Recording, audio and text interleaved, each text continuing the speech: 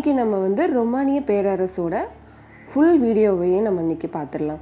ரொமானிய பேரரசு அதோட உச்சத்தில், அதாவது கிபி 117 இருந்தபோது மேற்கத்திய நகரத்தின் மிக விரிவான அரசியல் மற்றும் சமூக அமைப்பாக இருக்குது. ரொமானிய குடியரசு அமைந்த அடித்தளத்தின் மீது கட்டமைக்கப்பட்ட இந்த பேரரசு அதன் காலம் வரை உலகின் மிகப்பெரிய மற்றும் மிகவும் சக்தி வாய்ந்த அரசியல் மற்றும் இராணுவ அமைப்பாகவும் மாறுது. மேலும் 476 மேற்கில் அதோட வீழ்ச்சி வரை சீராக விரிவடைந்து இருந்தது இந்த ரொமானிய பேரரசு.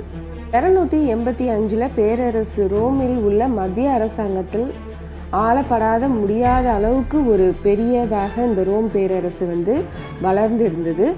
அதனால் பேரரசர் டியோக்ளியன் வந்து ஆட்சியாளராக இருந்த நேரத்தில், அதாவது 284 இருந்து 305 வரைக்குமே இந்த மேற்கத்திய மற்றும் கிழக்கு பேரரசாக வந்து பிரிக்கவும் செய்கிறாரு.